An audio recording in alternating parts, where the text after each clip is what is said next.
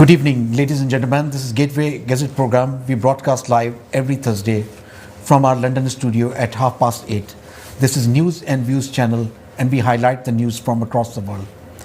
नाजरीन, हम अपना जो प्रोग्राम है पिछले 12 साल से तवातर से पेश कर रहे हैं और इस प्रोग्राम का मकसद यही होता है कि हम ऐसी इश्यूज़ पे आपके सामने बात कर सकें जो कि पाकिस्तान के अखबारात में या टेलीविज़न पे नुमाया नहीं होते, और ख़ास तौर पे हमारी ये कोशिश होती है कि जो दबी हुई आवाज़ें हैं हम उन इश्यूज़ को आपके सामने लेके आ सकें। और आज भी हम इसी तरह से दो इश्यूज़ पे बात करेंगे। और मेरे जो पहले मेहमान होंगे डॉक्टर जोशुआ लहरू। He is agriculture scientist, PhD in agriculture, and he served as the director and CEO of Innovative Solutions for Sustainable Development UK.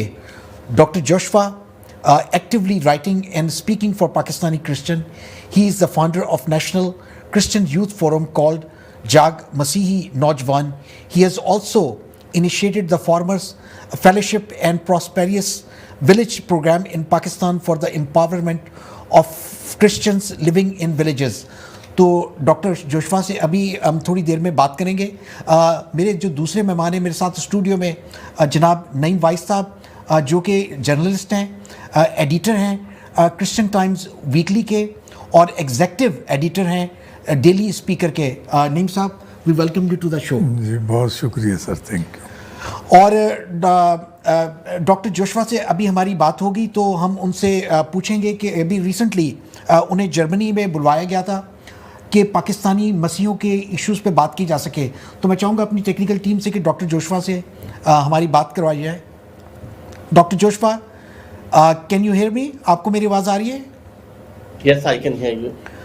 Doctor Joshua, welcome to the show again. आप हमारे show पे इससे पहले 14 अगस्त 2019 में भी आ चुके हैं और हमें बड़े अफसोस से कहना पड़ रहा है कि very next day your father was assassinated in Pakistan, जो कि बड़े ही दुख की बात है क्योंकि बहुत सारे प्रोग्राम थे जो हमने उस वक्त भी आपके साथ यूके में करने थे लेकिन वो हम नहीं कर पाए क्योंकि ये सिचुएशन होगी।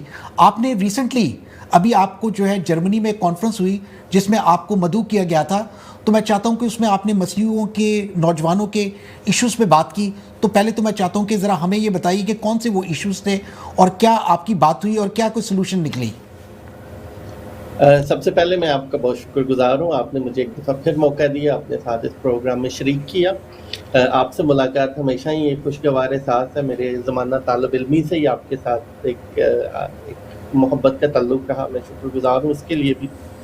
और पिछले प्रोग्राम की यादें ज़ाहिर है वो तकलीफ़ें, प्रोग्राम की यादें बहुत खूबसूरत हैं। तब भी पाकिस्तानी मसीहों और आइडेंटिटी क्राइसिस पे बात की और अच्छा लगा। लेकिन ज़ाहिर है अगले दिन कुछ ऐसी सोच, कुछ ऐसे वाक़यात की फिर आपको कीमत भी देनी पड़ती है। वजूहात जो भी थी, लेकिन yes we went through lot of pain and sorrows but this is part of life. Germany में मुझे मौका मिला पिछले हफ्ते जाने का और वो जर्मनी की सबसे बड़ी इंटरनेशनल कॉन्फ्रेंस है जो परसिक्यूटेड क्रिश्चियंस पे बात करती है। उसमें बहुत से ममालिक की रिप्रेजेंटेशन थी, ऑर्गेनाइजेशंस थी, पॉलिटिशियंस थे उसके अंदर। ख़ास तौर पे जर्मन जो पावर में इस वक्त पार्टी है CDU, क्रिश्चियन डेमोक्रेटिक पार्टी, उनकी तरफ से भी स्पेशल नुमाइंदगान को भेजा गया।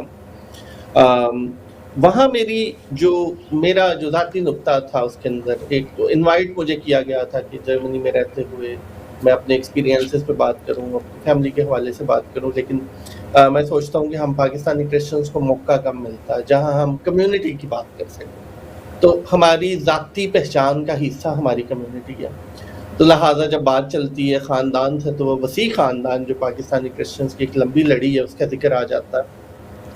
तो मेरी उसमें कुछ गुफ्तगू ये थी कि मुझे लगता है पाकिस्तानी क्रिश्चियंस को they are left alone somewhere.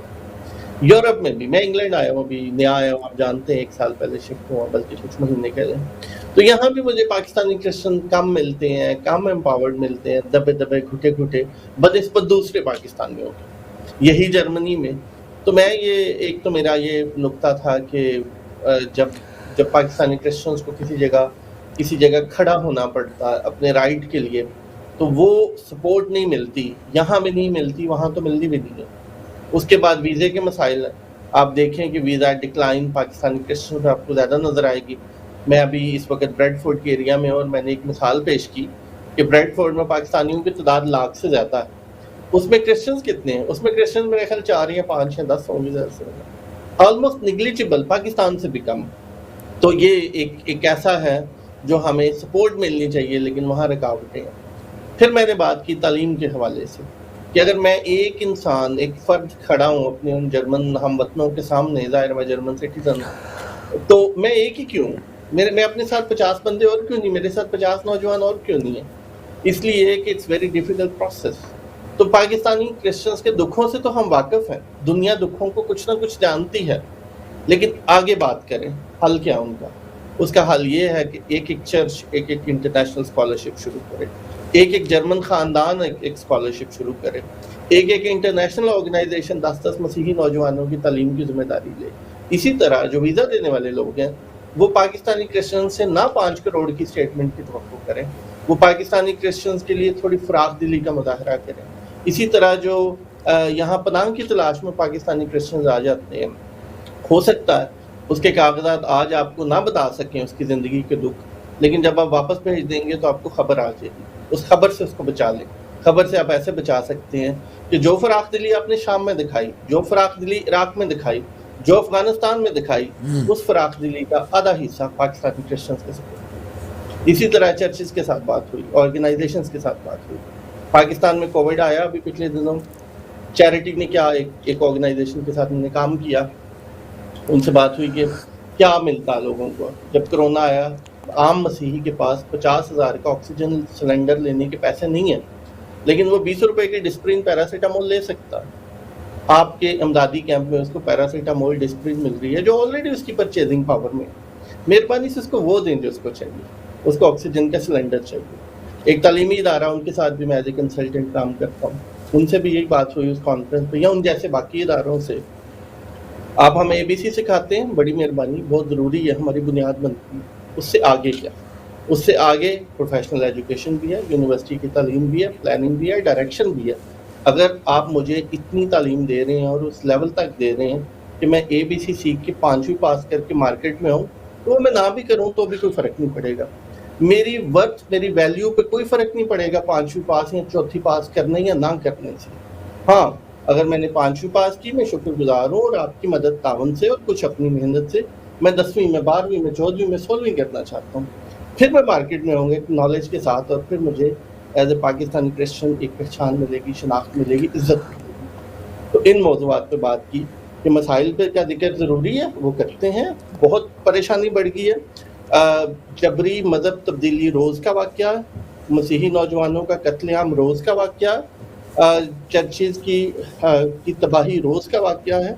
लेकिन इन सारे वाक़यात के दुख, तकलीफ़ें, आंसू अपनी जगह, हल की तरफ भी साथ-साथ चलते हैं। तो ये मुझे बताइए कि आपने इतने सारे चर्चेस के साथ जो बात की, यहाँ पे कोई ऐसे भी लोग थे, जब आपने ख़ास तौर पे वीज़ा की बात की, तो गवर्नमेंट के नुमाइंदगान भी थे वहाँ पे? जी, वहाँ मेरी खुशकिस्मती और खुदा के फज़ल से वहाँ वीज़ा ऑफ़िसर्स भी थे, इत्तेफ़ाक से 2-3। तो जो मेरा सेमिनार था, उस सेमिनार के बाद मेरी 2-3 वीज़ा ऑफ़िसर से बात हुई। इत्तेफ़ाक से उसमें से 2 थे जो पाकिस्तान में सर्व करके आ चुके थे, लेकिन अभी वो जर्मनी में, बर्लिन में। ज़ाहिर है वो एट द मोमेंट कर कुछ नहीं सकते, लेकिन बात पहुँचाने में, जज़्बाती, इंसानी लेवल पे बात करने का मुझे मौका मिला। क्योंकि आप जानते हैं वीज़ा ऑफ़िसर के सामने वो जज़्बात, एहसासात नहीं आते, उसके पास सिर्फ़ कागज़ आते हैं। बिल्कुल ठीक तो है। उस कागज़ से आगे जो बात की जा सकती थी वो हुई। उन्होंने कोई इस पे क्लियर बात, कोई डायरेक्शन की बात नहीं हुई, लेकिन एक रिसेप्टिवनेस मुझे ज़रूर नज़र आई। इसी तरह स्कॉलरशिप की अगर बात करें, तो मैंने उसका यहाँ से आगाज़ किया कि आप आज स्कॉलरशिप शुरू करें, 20,000 यूरो का, पहला 1,000 मैं दूँगा।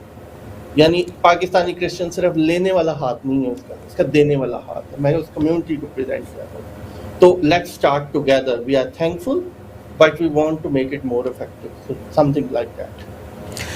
तो जोशवा, एक तो बड़े दुख के साथ ये कहना पड़ता है, क्योंकि आपने 2019 में अपने वालिद को खोया, और ऐसा नहीं था कि उनकी मौत जो थी कोई तबी मौत थी, बल्कि उन्हें जो है गोली मारी गई, और ये आपके लिए और आपके ख़ानदान के लिए बहुत ही दर्दनाक वाक़या था। तो मैं ये जानना चाहता हूँ कि how is your family in Pakistan?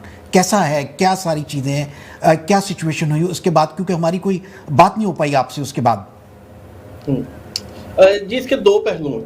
एक पहलू है दुख का पहलू और दूसरा पहलू है रेजिलियंस का पहलू। मुझे एक जर्मन फिलोसोफर बड़ा पसंद है, फ्रेडरिक नीचे, वो कहता है what does not kill me it make me strong. तो मैं समझता हूँ यहाँ भी कुछ इसी तरह की सूरत हाल हुई कि पापा ये मेरे गांव के नंबरदार थे और उनकी तरजीहात में वो गांव था, ये शहर की आबादी थी। उनकी असैसिनेशन के बाद, उनकी शहादत के बाद जब हमें वो जिम्मेदारियाँ मिली, जब मैं उनकी फ्यूनरल पे गया तो वहाँ एक बुजुर्ग बंदा मिला, पापा की एज 62 थी। एक बंदा जो मुझे मिला, ही वाज अराउंड 90।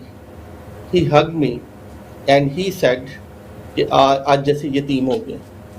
तो मैंने उसका जो मैसेज रिसीव किया कि लोगों की उम्मीद चली गई है, लेकिन हम मसीही हैं, हमारी उम्मीद नहीं चलती, हमारी खुदा हमेशा नई उम्मीद पैदा करता है। And for me that was a sense of responsibility. And then we started different projects of community restoration, जिसमें फार्मर फेलोशिप है। पापा एक गांव और एक शहर की आबादी के साथ ज़्यादा एसोसिएटेड थे। We are working in whole district Khanwa. हमारा फार्मर फेलोशिप 6 देहातों के अंदर है। हम पापा के साथ वो किसान थे जो पिछली 2 नस्लों से हैं, हमारे साथ पूरे ज़िले के किसान हैं। प्रॉस्परस विलेज की आपने बात की, उसमें 5000 खानदान हैं।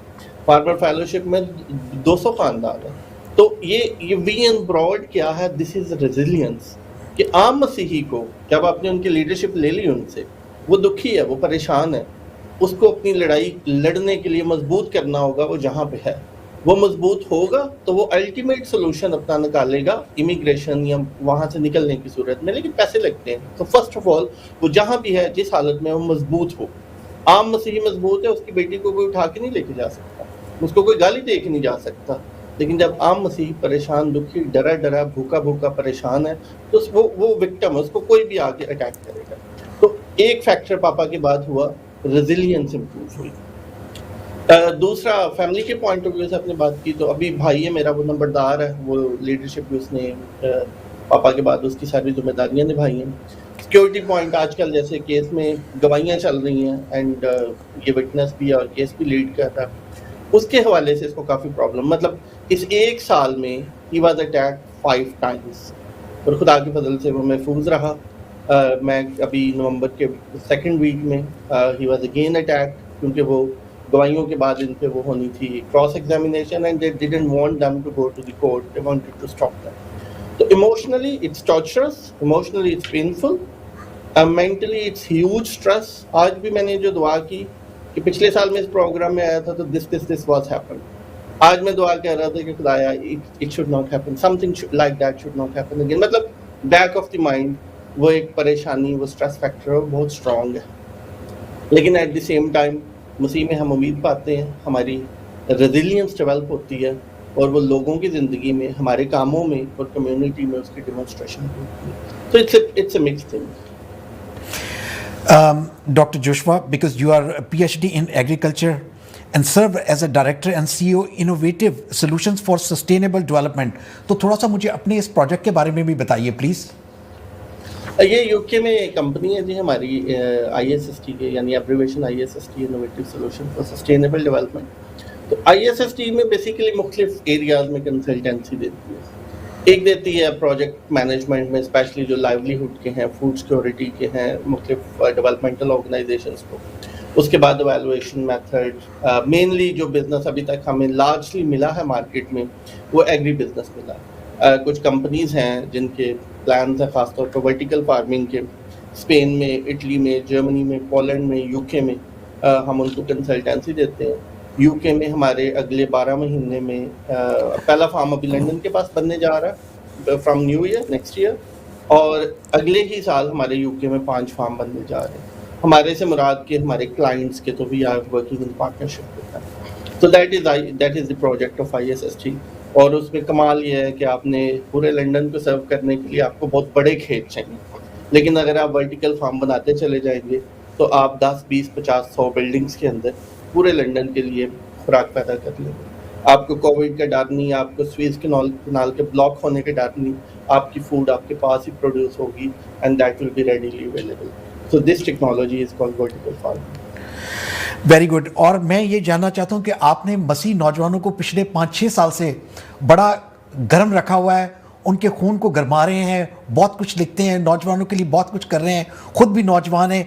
मैं ये जानना चाहता हूँ कि ये जो जाग मसीह नौजवान है, इसका जो मोटो जो था वो आपके ज़हन में क्या कैसे आया, और दूसरा ये कि अब तक इसके ज़रिए से क्या डेवलपमेंट कर सकें अभी तक आप?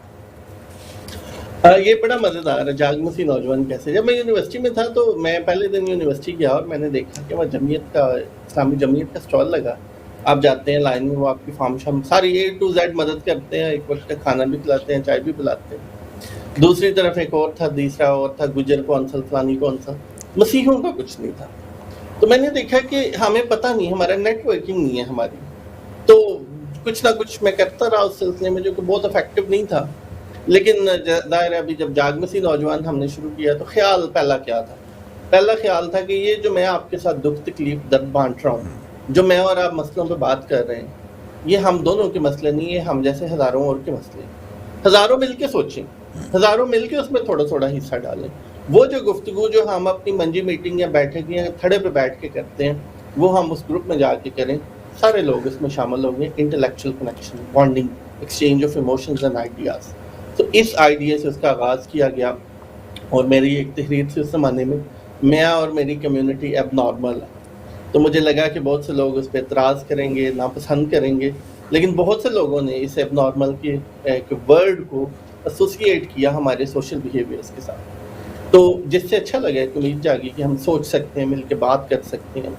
तो पहले तो उसमें नेटवर्किंग हुई और अभी जाग मसीह नौजवान है, क्रिश्चियन इंटेलेक्चुअल है, टोटल अराउंड अबाउट हमारे साथ 30,000 के करीब साथी। उसके बाद फिर हमने टीम्स बनाई, फिर उसमें मुकाबले होते हैं। आपने देखा पिछले सालों में मुकाबला, तहरीरी मुकाबले, उसमें चैलेंजिंग टॉपिक हैं। स्टैंडर्ड मुकाबला नहीं होगा माँ की अजमत पे लिखे हो तो सारे लिख लेंगे। हमारा चैलेंजिंग पाकिस्तानी में मसीहों की बहाली के लिए अमली इक़दामात, मैं पाकिस्तानी मसीहों के लिए क्या कर सकता हूँ, या दीगर इसी तरह सफाई की खिदमत सर अंजाम देने वालों की इज्जत को कैसे बहाल किया जाए। ये वो बातें जो थोड़ी थोड़ी हुई हैं, ये बहुत खुल के नहीं हुई हैं, पीछे रह गई हैं, उनको तहरीरी मुकाबलों में लाया गया ताकि मिलके उन पे सोचें, उन पे बात करें। उसके बाद फिर ख्याल आया कि जो हम कर रहे हैं ये तो बातें ही हैं, इसमें अमल भी बढ़े। तो अमल फिर छोटे छोटे बढ़ते गए, जैसे ये फार्मर फेलोशिप है उसी के थ्रू है। फिर असूदा देहात हमने जो प्रोजेक्ट शुरू किया वो भी उसी थ्रू, बहुत से साथियों ने इसमें फाइनेंशियल। असूदा देहात is a total contribution of all friends or all community members, many of them are part of जाग मसीही नौजवान। मतलब पाकिस्तानी मसीही की फराख दिली देखें, लोगों ने एक बंदे के लिए 1,000 यानी 12-12 हज़ार रुपए दिए। यूके से आपके यहाँ के लोगों ने 2-2, 300 पाउंड दिए सूदा देहात में। 80 लोगों से शुरू किया था जनवरी में प्रोग्राम, और अभी दिसंबर नहीं आया और वो 3,000 घरों तक पहुँच गया। 5,000 का टारगेट है, यानी 80 से 5,000 का टारगेट कैसे हो गया एकदम। For me it's a miracle because of support of all these people and we were connected to them through जाग मसीही नौजवान। अब इसी तरह अभी आगे आजकल हमने क्रिसमस लॉटरी का आइडिया आया है, वो बड़ा पॉपुलर है कि हर बंदा 100 रुपया दे। हम 15 दिसंबर को, अभी इसका प्लान फाइनल है, अभी 15 दिसंबर को जितने पैसे इकट्ठे होंगे वो बजरिया कुरानंदाजी किसी एक को देंगे तो वो बिजनेस शुरू कर सके। तो अभी बातें फ़र्क है, अभी बातें ये नहीं हम कर रहे कि दुख क्या है, हम बातें कर रहे हैं उसका हल क्या, उस हाल में मेरा क्या अमली किरदार है। मेरी गली गंदी है तो मैंने गवर्नमेंट को गालियाँ नहीं देनी, मैं पाकिस्तानी मसीही हूँ, मैं उसकी ऑनरशिप लेता हूँ, मैं झाड़ू पकड़ू में जाकर सफाई करती हूँ। तो ये थॉट प्रोसेस की डेवलपमेंट, एक्शन की डेवलपमेंट, कनेक्टिविटी की डेवलपमेंट, नेटवर्किंग, सब कुछ ये जाग मसीह नौजवान ग्रुप से मुमकिन हुआ। और मैं उन तमाम साथियों का आप समेत शुक्रगुजार हूँ जो इस ग्रुप का हिस्सा है। मेरे साथ क्योंकि मेरे जो साथी हैं को एंकर हैं नईम वाइस साहब, ही इज़ ऑल्सो जर्नलिस्ट। मैं चाहूँगा कि अगर उनका कोई क्वेश्चन है डॉक्टर जोशुआ के लिए तो प्लीज़ ज़रूर। जी, मैं तो बहुत मुतासर हूँ इनसे, ख़ास तौर पे इनके वालिद साहब से। जवानी में मेरी मुलाकात भी है उनसे। तो मैं जानना चाहता हूँ, जो आपने बहुत कुछ बता दिया, आपका जो गांव है कुछ थोड़ा सा उसके बारे में बताएं। वो कितने मसीही हैं, क्या वो मसीही गांव है या मिक्स है या किस तरह, थोड़ा सा उसके बारे में मैं जानना चाहता हूँ। और यकीनन हमारे सुनने वाले भी जानना चाहते होंगे, क्योंकि आपने बड़ी दिलेरी से तमाम मामलात को फेस किया है और जिन लोगों के साथ आपका मसला है वो बहुत ताकतवर लोग हैं। तो ज़रा गाँव के बारे में थोड़ा सा प्लीज़। जी, पहले तो मुझे बड़ी खुशी हुई कि आपका पापा के साथ एक इंटरेक्शन है, और जो पापा को लोग हम तो एज़ ए बेटा या ख़ानदान जानते हैं, जो उनको उसके अलावा जानते हैं, हमें उनसे मिलना, उनसे बात करना, उनका नुक्ता नज़र जानना बड़ा अच्छा लगता है। तो गाँव की अगर बात करें तो गाँव बेसिकली सियालकोट से आए कुछ मसीहों ने बात किया था, और खानेवाल में गाँव है। खानेवाल शहर की खूबी ये है कि पाकिस्तान में क्रिश्चियंस के हमारे साथी एक दोस्त हैं डॉक्टर मुनव्वर कॉमसेट यूनिवर्सिटी में पढ़ाते हैं, उनकी रिसर्च के मुताबिक टोटल क्रिश्चियंस के 60 गाँव हैं, और उसमें से 35 गाँव सिर्फ और सिर्फ ज़िला खानेवाल में। यानी Khanewal is the most fertile land in term of the population of Christian farmers. जो लैंड ओनरशिप है वो सबसे ज़्यादा उधर है। उसी में मेरा गाँव भी है। मेरे गाँव का नाम चक नंबर 31 चंदार है। वहाँ भी सियालकोट से आए मसीहों को रखा गया, और उनको ज़मीनें दी गई। ज़मीनें आबाद नहीं, ज़ाहिर है उन्होंने आबाद की, रेतले मैदानों को उन्होंने हमवार ज़मीनों में बदला, सरसब्ज़ खेतों में उन्होंने बदला। लेकिन जब आपका ये मंगला तरबेला डैम, कुछ डैमों का मसला चला, वो मियाँ वाली से आगे पीछे से लोगों को खानेवाल में मुंतकिल किया गया, और आस-पास जो गाँव बसाए गए वो उनके बसाए गए। जब उनके गाँव बसे तो वहाँ चर्च कल्चर भी आया, वहाँ वेपन कल्चर भी आया, वहाँ चोरियाँ, मसले मसाइल, एक सारी सिचुएशन बदल गई, डेमोग्राफी चेंज हो वहाँ की। उसमें खौफ की फ़िज़ा भी बढ़ी। उस खौफ की फ़िज़ा में कुछ लोग दीगर मसीही देहातों में चले गए, कुछ लोग शहरों की तरफ चले गए, साथ-साथ तालीम का सिलसिला भी बढ़ा। मेरा अपना ख़ानदान, मेरे परदादा गाँव के नंबरदार थे, फिर उसके बाद पापा के ताया दादा बने, फिर पापा नंबरदार रहे, अब मेरा भाई है।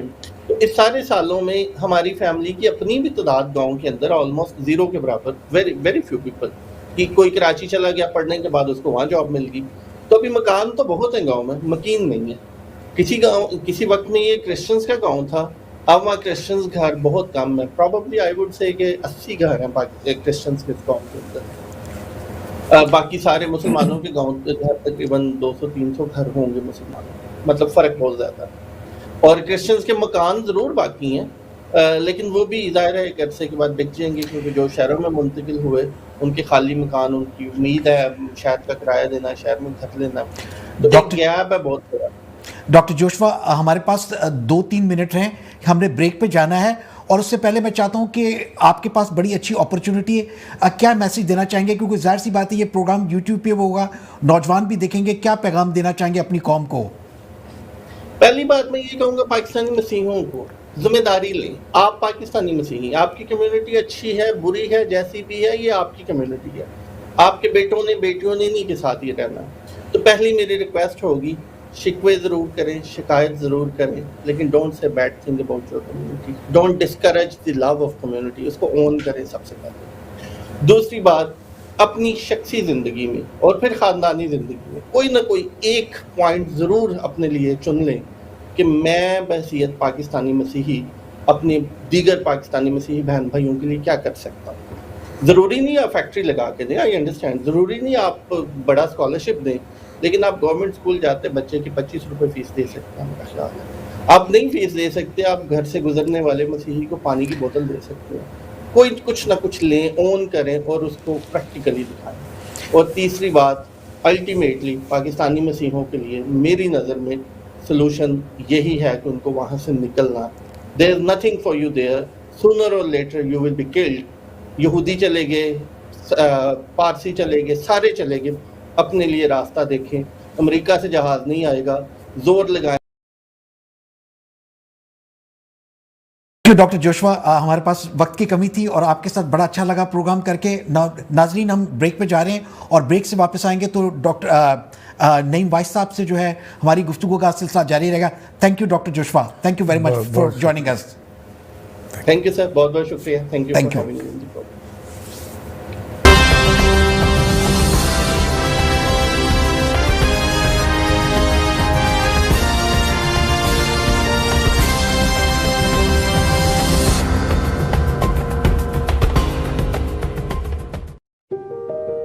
Care wildly this Christmas with £10 off your first order at bloomandwild.com.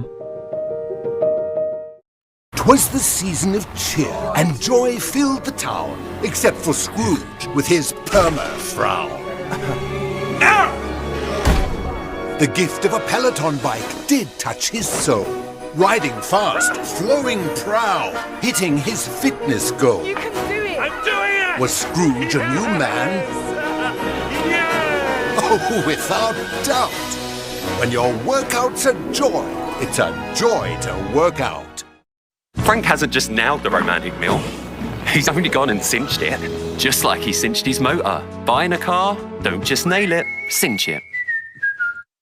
This year at Personal Creations, choose from hundreds of personalised baubles, stockings, and one-of-a-kind gifts that are just for them and for you, of moments to share that last forever. And now you can enjoy up to 30% off everything at personalcreations.co.uk. Get ready for Christmas at personalcreations.co.uk.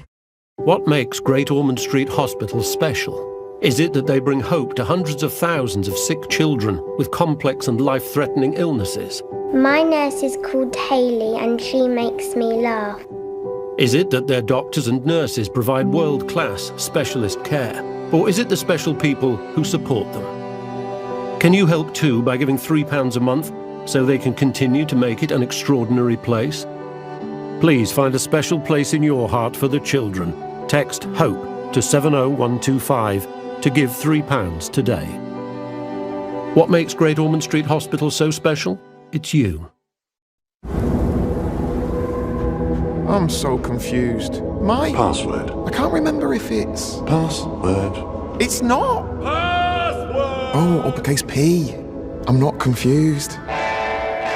I'm confused.com. Choose a reward with car, home or van insurance. Visit a land where your money goes further. Further than that. A land where you can listen to music you like. You're so talented. Treat yourself to exciting food, stylish fashion, and soap. This isn't England, Scotland, Ireland or Wales land. It's Poundland, where great style, great stuff and great prices rule. Poundland, this is your land.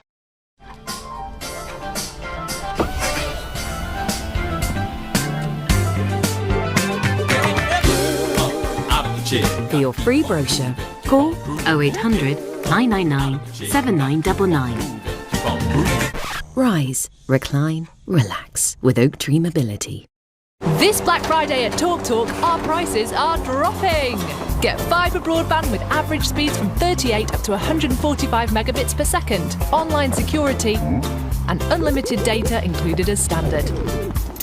Prices start from £21 a month. That's our lowest of the year. The big Black Friday price drop. Get super fast fibre that's super reliable for a super price. Deals that make sense.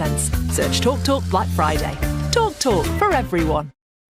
The Cotswold Company sale is now on. So it's the perfect time to save on beautiful pieces for your home. Whether you're relaxing in comfort, curled up with a book, or gathering with family and friends, you can bring your home to life with great offers for every room. The Cotswold Company, bringing homes to life. Visit cotswoldco.com today.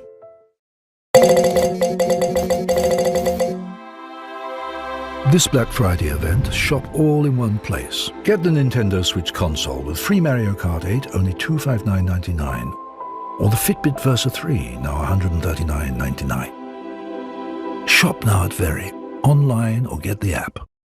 Get comfy this Christmas with PillowPad from JML, the multi-angle viewing stand that means you can watch any device hands-free. The tri-ledge design gives you 3 different viewing angles for the perfect view every time. Comfortably watch your device sitting, lounging, or even laying down. And the ledge design securely holds all your devices, large or small. The perfect gift for the sofa surfer in your life this Christmas. PillowPad from JML, only $19.99 from Asda, Robert Dias, The Range, and Wilco. JML, your Christmas made easier.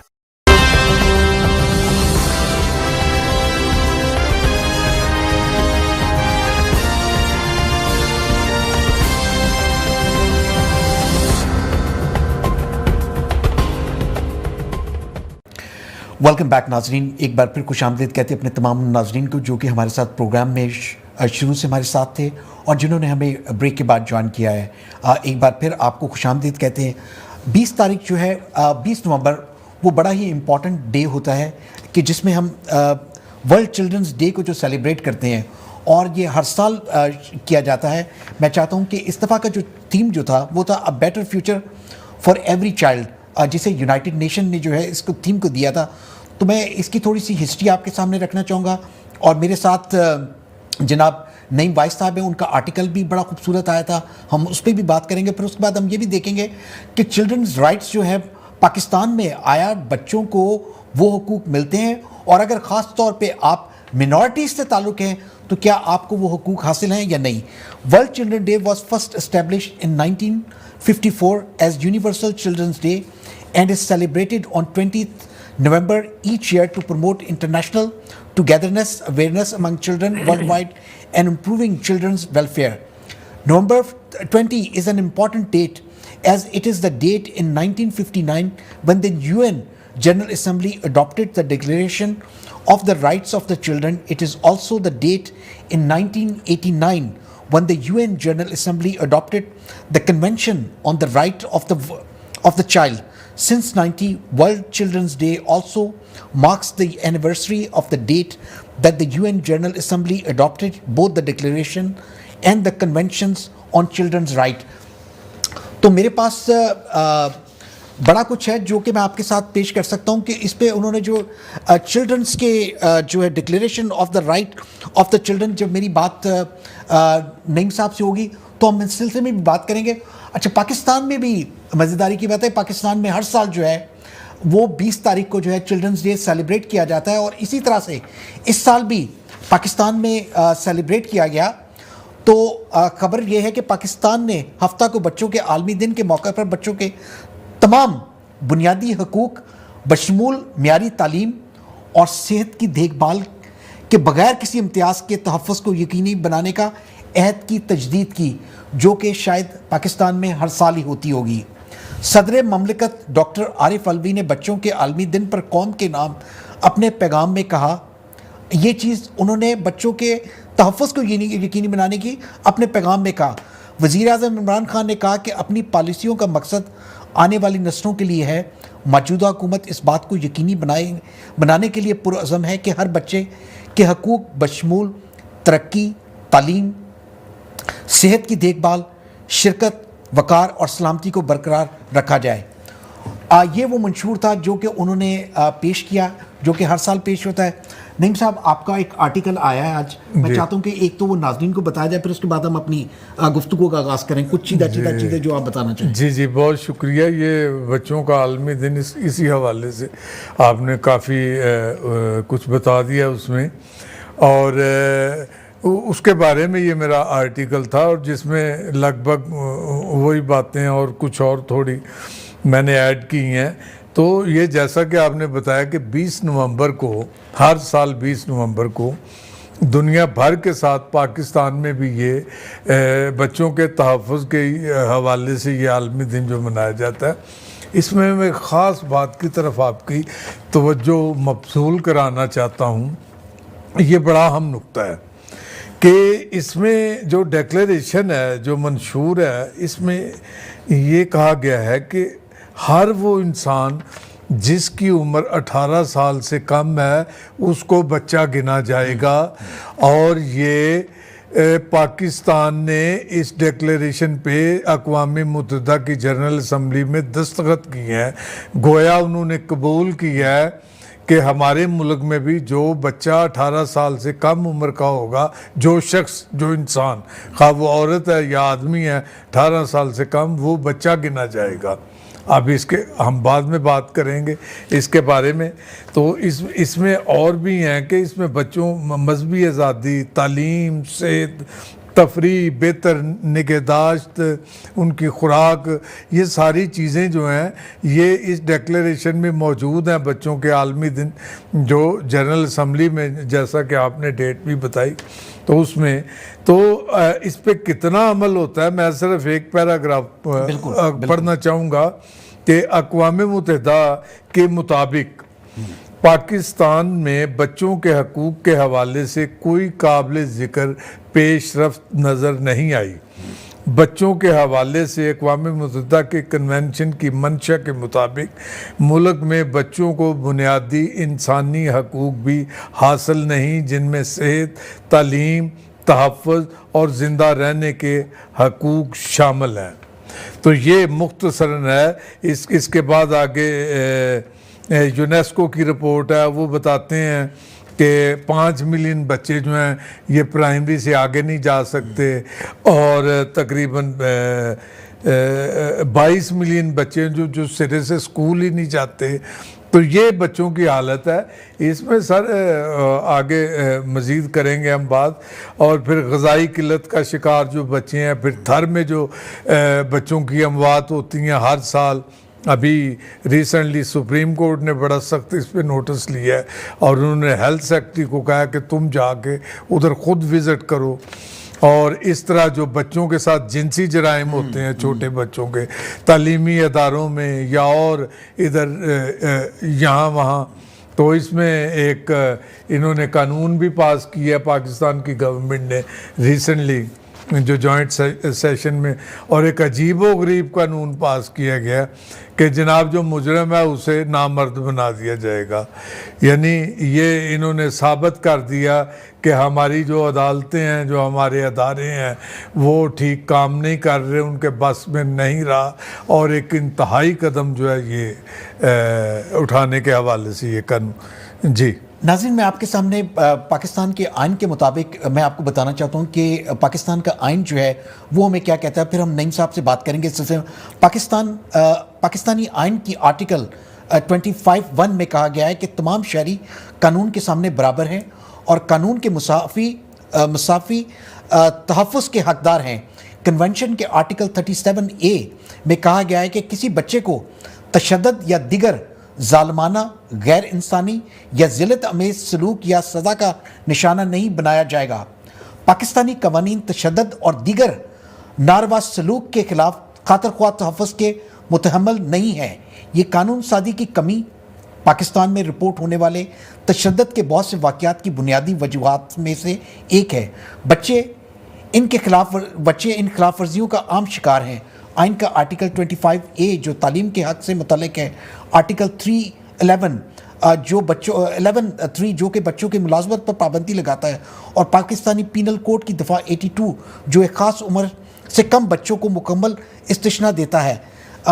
ये तो आपका article कह रहा है, आइन कह रहा है आपको। लेकिन नईम साहब, आपने जिस तरह ये कहा कि बच्चों की एक चीज़ की तरफ हमने निशानदी करनी है कि पाकिस्तान में कितने ऐसे बच्चे हैं जो कि 18 साल से कम उम्र हैं, इवन के 6-7 साल के बच्चे जो है वो फैक्ट्रियों में काम कर रहे हैं। जी इसी तरह आप जहाँ भी देखें, अभी भट्टा मजदूर देखें, और दूसरा जो वर्कशॉप्स में ये मोटरसाइकिलों की, कारों की जगह जगह गलियों में इधर उधर देखें, और छोटे छोटे बच्चे काम कर रहे हैं, उनको मारा जाता है, तशद्दुद किया जाता है। फिर छोटे छोटे बच्चे सड़कों पे आपको भीख मांगते नज़र आएंगे। तो इस तरह जनाब बेशुमार है। इसका एक और पहलू है, अगर आप इजाज़त दें तो मैं बात करूँ कि अयूब खान के दौर में एक ये फैमिली प्लानिंग का एक स्कीम चली थी, और यानी अयूब खान का दौर बहुत पुरानी बात है, तो उसकी उस टाइम पे भी मुखालफत हुई थी। हमें इस चीज़ का एहसास ही नहीं है कि हमारी आबादी जिस हिसाब से बढ़ रही है और उसके आइंदा नुकसानात क्या होंगे और अब क्या नुकसान होंगे। अब एक ख़ानदान है, उसमें 10 बच्चे हैं, तो वो ख़ानदान सिर्फ 1 या 2 बच्चों की कफ़ालत कर सकता है, तो बाकी फिर इसी तरह वो ख़ानदान बर्बाद हो जाता है। बच्चे ड्रग्स पे लग जाते हैं और गलत कामों की तरफ माइल हो जाते हैं, या उनको माइल कर दिया जाता है, जराइम की तरफ वो मुतवज्जो हो जाते हैं। सो इसमें देखना ये है कि जैसे आपने अभी कानून का हवाला दिया, कानून तो मौजूद हैं लेकिन उन पे अमल दरामद कोई नहीं होता।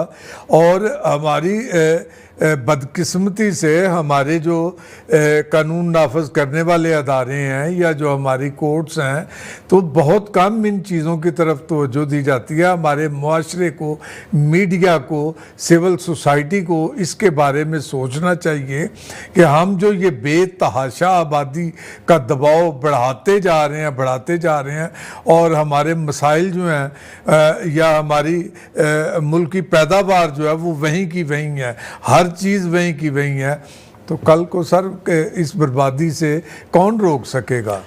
आपने जिक्र किया कि भट्टा मजदूरों की आपने बात की थी, तो मैं आपको एक रिपोर्ट आपके सामने पेश करना चाहता हूँ। जी जी, ये है the brick clean slaves for Pakistan. ये कामरान चौधरी हैं जो कि एक क्रिश्चियन जर्नलिस्ट हैं। उन्होंने ये एक आर्टिकल लिखा था, slavery entrenched in Pakistan. Pakistan is considered one of the state where bondage and labor exploitation are mostly deeply entrenched, affecting the lives of poor laborers and their family.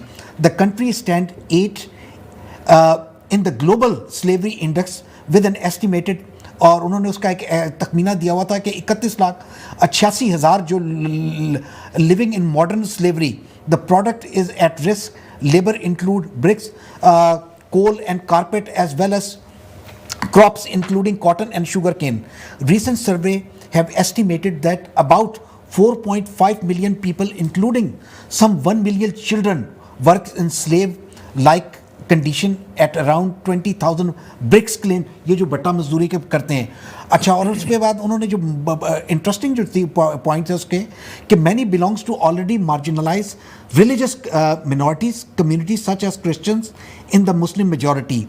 Christians make up 2% of the Pakistani population of 220 million, most languishing at the bottom of the social leader। तो अगर हम देखें कि ये जो भट्टा मजदूरी में है, ये क्रिश्चियन जो है मिनॉरिटीज़ के हवाले से देखें तो बहुत ज़्यादा हैं। तो जाहिर सी बात है उनका पूरा ख़ानदान, उनके बच्चे जो हैं वो इन सारी चीज़ों में करते हैं। अच्छा, फिर वो उनको वो स्लेव बना लेते हैं अपना। जी, ये मैं खुद मैंने मुशाहिदा किया हुआ, देखा हुआ है। ये सरगोदे के देहात में जहाँ मेरी रिश्तेदारी थी, बचपन में जाया करता था। तो सर होता ये है, इसमें मैं जो आपने बताया है कि किस तरह उनको कैद में करके रखा जाता है, तो ये दूर ना जाएं, ये शमा शहजाद का जो कोटरादा किचन में वाक़या हुआ था, वो भी भट्टा मजदूर थे। और फिर ये होता है कि वो उनकी नौजवान बच्चियों को, ख़वातीन को, उनको वो अपनी नफसानी ख्वाहिशात के लिए मजबूर करते हैं, ज़बरदस्ती करते हैं। और ये शमा के साथ भी ये इसी किस्म का वाक़या था जो बाद में सुनने में आया, और फिर इतना बड़ा वो उनके लिए मसला बना दिया गया और यहाँ तक कि उनको भट्टे में ही ज़िंदा जला दिया गया।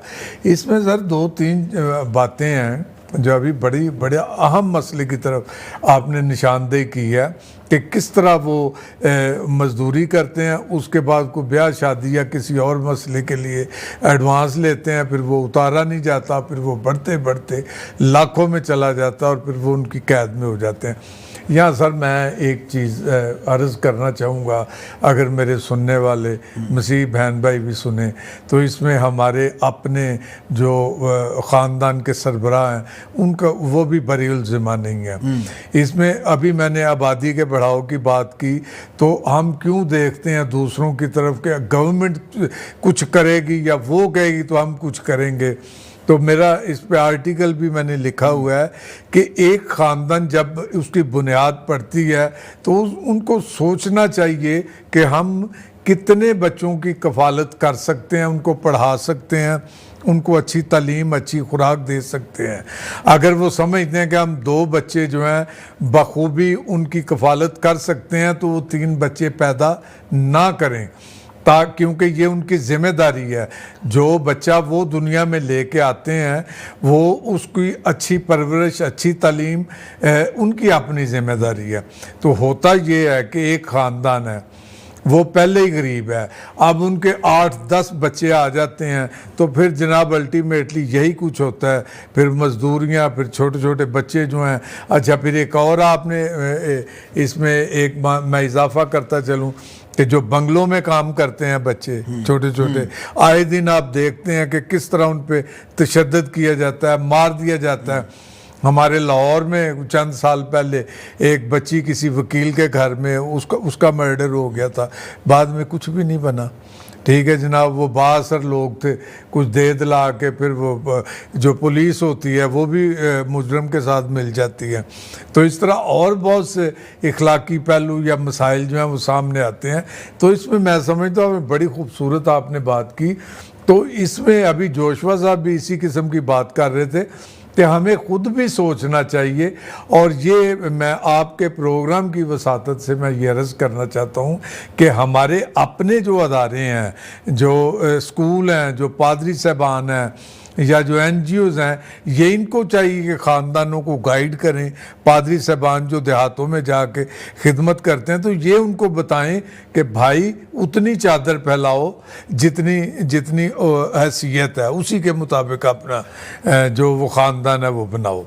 ये मुझे बताइए कि बच्चों के तहफ़्फ़ुज़ का आलमी दिन था, तो हमने तो अगर अमूमी तौर पे भी बात करें तो जो गरीब आदमी है वो तो पाकिस्तान में वैसे ही पिस रहा है, चाहे उसका ताल्लुक़ किसी भी मज़हब से है। लेकिन ख़ास तौर पे जब बात आती है गरीब हिंदुओं की और मसीहों की, तो हम देखते हैं कि उनके साथ एक रवैया जो होता है वो बिल्कुल एक डिफरेंट रवैया होता है। तो इस सिलसिले में क्या कहेंगे? सर आपने जी बिल्कुल, मैं इसी तरफ आ रहा था। जो आपने सवाल पूछा, होता ये है कि एक हम बाज़ार में जाते हैं सब्ज़ी ख़रीदनी है या गोश्त ख़रीदना है, तो वो भाव आपके लिए भी वही है, वो हमारी अक्सरीती जो बहन भाई हैं उनके लिए भी वही भाव है। तो ये तो गुर्बत आ गई, या बिजली का बिल या पानी का बिल, गैस का बिल, ये सारा कुछ वही है जो गरीब मसीही के लिए, गरीब हिंदू के लिए, गरीब मुस्लिम के लिए, वो बराबर बराबर के वो पिस रहे हैं उस चक्की में। लेकिन इससे हटकर बतौर मसीही, बतौर हिंदू हमारे साथ एक खसूसी नफ़रत का सलूक किया जाता है। वहाँ पे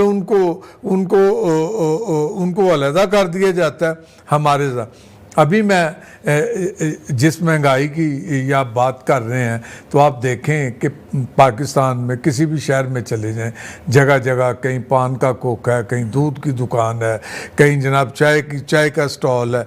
तो ये मुझे और आपको, ये हमारे मसीहों को, हिंदुओं को ये सहूलत जो है ये मुयसर नहीं है। हम ये काम नहीं कर सकते। हम करेंगे तो हमें उठा दिया जाएगा या हमसे कोई चीज़ नहीं खरीदी जाएगी। तो ये इस किस्म के रवैये जो हैं ये हमें मज़ीद गरीब से गरीब तर करते हैं। तो फिर नईम साहब, ये जो हमने डिक्लेरेशन जो साइन की है कि हमारे को उस बगैर मज़हब के देखे हुए हर एक के साथ, बच्चों के साथ, बड़ों के साथ हर किस्म का अच्छा सलूक करेंगे, तो फिर वो जो डिक्लेरेशन है उसका क्या फ़ायदा है, जो UNO में डिक्लेरेशन जो हमने साइन की है? आपने दुरुस्त कहा सर। देखें, अभी आपने पाकिस्तान के आइन का हवाला दिया। अगर पाकिस्तान का आइन हम देखें तो उसमें कोई कमी नहीं है। सो चंद एक बातें हैं जिन पे अक्सर बात होती रहती है, जैसे कुछ होते हैं जिन पे वो साफ वाज़ह लिखा है, उस पर गैर मुस्लिम नहीं जा सकता। लेकिन इसके अलावा इंसानी हकूक़ के हवाले से पाकिस्तान का आइन जो है, अगर सिर्फ उसी पे ही अमल कर लिया जाए सिद्क दिल से, सच्चे दिल से, तो बहुत कुछ हासिल हो सकता है। आप जो डिक्लेरेशन की आप बात कर रहे हैं, तो सर अब ये सवाल ये पैदा होता है कि अब कौन हुकूमत पाकिस्तान से पूछे कि आप 20 नवंबर को हर साल ये दिन तो मनाते हैं, लेकिन इसके जो लवाजमात हैं, जो आपने जो जिम्मेदारियां साइन करके उठाई हैं, आप उनको कब पूरा करेंगे और वो क्यों नहीं पूरा हो रही? तो आपने देखा कि पिछले को तकरीबन कोई 7-8 सालों में बच्चों के साथ जिनसी ज़्यादती जो है वो बहुत ज़्यादा बढ़ती जा रही है। शायद ये इससे पहले भी थी, लेकिन हो सकता है कि मीडिया के अब चैनल जो है वो टेलीविज़न बहुत ज़्यादा हो गए हैं पाकिस्तान में, इलेक्ट्रॉनिक मीडिया जो है वो बड़ा फॉल है, उसकी वजह से हमारे तक खबरें जो हैं वो बहुत ज़्यादा पहुंच रही हैं। तो आपने देखा होगा हुकूमत ने काम किया था कि जब ज़ैनब बच्ची का जो है, जब उसके साथ जब उसको रेप करने के बाद जब उसको मार दिया गया था, तो हुकूमत ने एक अच्छा काम ये किया था कि ज़ैनब अलर्ट शुरू किया था इस हुकूमत ने। जी कानून पास कर दिया गया था। तो उसका मैं चाहता हूँ कि उसमें ये था ज़ैनब अलर्ट मोबाइल ऐप अहम तरीन खुसूसियात, कि आप ज़ैनब अलर्ट में जदीद टेक्निक का इस्तेमाल किया गया है, ये कार्रवाई और बाजियाबी अलर्ट को अहमियत देते हैं, तो ये कितनी इफेक्टिव है? क्या आप समझते हैं कि मतलब यानी कि ये सर जहाँ तक मेरे इल्म में है, अगर मैं गलत हूँ तो वजाहत कर तस्हीह कर दीजिएगा कि ये इसको सिर्फ इस्लामाबाद तक रखा गया था कि जो इस्लामाबाद के एरिए में जो जराइम, जिनसी जराइम बच्चों के साथ होंगे तो वहाँ पे ये कानून लागू होगा।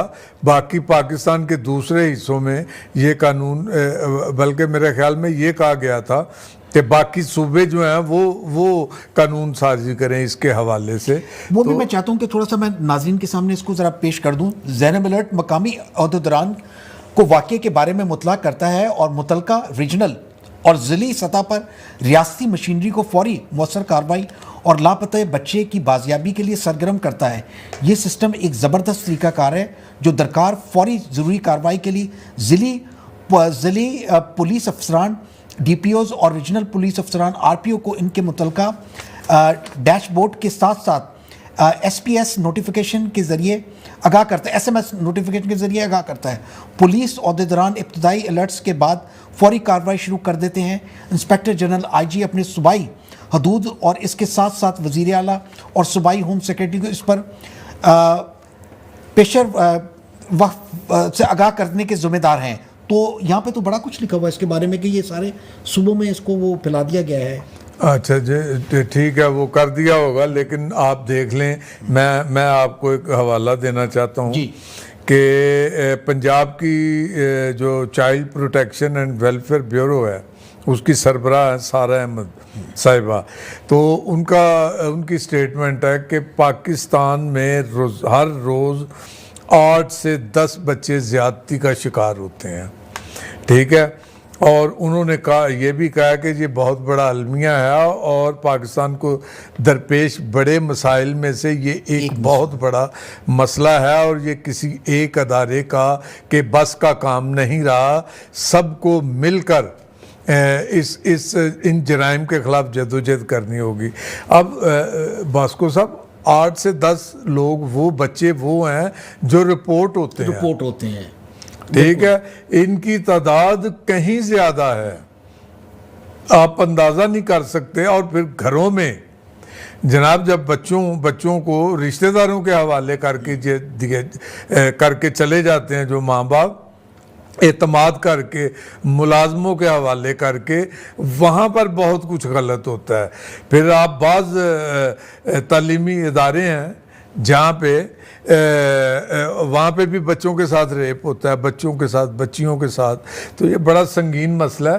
तो इसके लिए जैसा उसारा अहमद साहिबा ने कहा है कि ये सबको मिलकर अपनी ज़िम्मेदारी महसूस करके इसके साथ चलना चाहिए। अगर दो मिनट हैं तो एक बच्चे का मैं जिक्र करना चाह रहा था सर। ये बच्चा इकबाल मसीह, ये मुरीद के से इसका ताल्लुक़ था, तो चूँकि वो बात हो रही थी लेबर की, बच्चों के साथ जो हैं, तो ये 4 साल का बच्चा था जब ये कालीन बानी के काम पे इसे ज़बरदस्ती रखवा दिया गया, क्योंकि इसके बाप ने थोड़ा सा कर्जा लिया था, चंद 100 रुपए, जो उतर नहीं रहा था। तो ये बच्चा भाग गया, पुलिस ने पकड़कर फिर उनको दे दिया।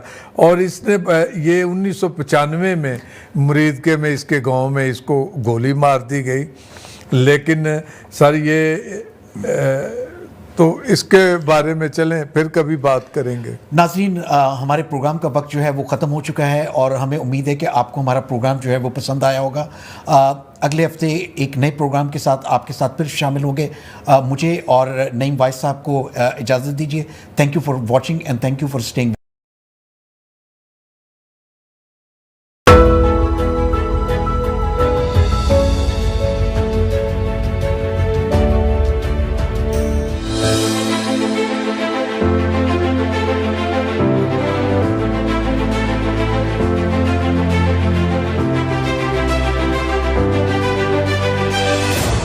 ਵਾਹਿਗੁਰੂ ਜੀ ਕਾ ਖਾਲਸਾ ਵਾਹਿਗੁਰੂ ਜੀ ਕੀ ਫਤਿਹ। ਅਸੀਂ ਇਹ ਦੱਸਣਾ ਚਾਹੁੰਦੇ ਹਾਂ ਗੁਰਦੁਆਰਾ ਮੀਰੀ ਪੀਰ ਸਾਹਿਬ ਵੱਲੋਂ ਜਿਹੜਾ ਵੀ ਪ੍ਰੋਗਰਾਮ ਅਸੀਂ सोमवार 9:15 ਤੋਂ 10:15 ਔਰ ਸ਼ੁੱਕਰਵਾਰ 8:30 ਤੋਂ 9:30 ਅਸੀਂ ਪੰਥ ਦੇ ਭਲੇ ਲਈ, ਪੰਥ ਦੀ ਚੜ੍ਹਦੀ ਕਲਾ ਲਈ ਅਸੀਂ ਦਿੰਦੇ ਹਾਂ। ਉਸ ਵਿੱਚ ਅਸੀਂ ਵੀ ਚਾਹੁੰਦੇ ਹਾਂ ਸੰਗਤਾਂ ਵੱਧ ਤੋਂ ਵੱਧ ਸਹਿਯੋਗ ਕਰਨ। MATV ਹਮੇਸ਼ਾ ਹੀ ਪੰਥ ਦੀ ਚੜ੍ਹਦੀ ਕਲਾ ਲਈ ਤਤਪਰ ਰਹਿੰਦਾ ਹੈ ਔਰ ਅਸੀਂ ਵੀ ਬੇਨਤੀ ਕਰਦੇ ਹਾਂ ਕਿ ਸਾਡਾ ਜਿਹੜਾ ਪ੍ਰੋਗਰਾਮ ਆ ਉਹ ਬਿਲਕੁਲ ਸੱਚ ਤੇ ਆਧਾਰਿਤ ਹੈ, ਸੱਚ ਦੀ ਆਵਾਜ਼ ਬਣਦਾ ਹੈ ਔਰ ਇੱਦਾਂ ਸੱਚ ਦੀ ਆਵਾਜ਼ ਤੇ ਪਹਿਰਾ ਦੇਣਾ ਕੋਈ ਸੌਖੀ ਗੱਲ ਨਹੀਂ ਹੈ। ਸਾਨੂੰ ਸੰਗਤਾਂ ਦਾ ਸਾਥ ਚਾਹੀਦਾ ਹੈ, ਅਸੀਂ ਸੰਗਤਾਂ ਦੇ ਨਾਲ ਹਾਂ। ਵਾਹਿਗੁਰੂ ਜੀ ਦਾ ਖਾਲਸਾ, ਵਾਹਿਗੁਰੂ ਜੀ ਕੀ ਫਤਿਹ। With Brexit comes new laws and changes. Make sure you have the right help to navigate your way through. GLS Solicitors is led by award-winning solicitor Harjap Singh Bungal. GLS Solicitors, winning experts need an expert. आज की इस दुनिया में अगर आपको लगता है कि आप पीछे छूट गए हैं और आपको समझ नहीं आ रहा कि इसके पीछे कारण क्या है, तो आइए और बात करिए मेरे साथ प्रोग्राम जन्म कुंडली में दोपहर 12 बजे हर फ्राइडे, और मैं दूंगा आपके सवालों के जवाब जन्म कुंडली के माध्यम से प्रोग्राम जन्म कुंडली में।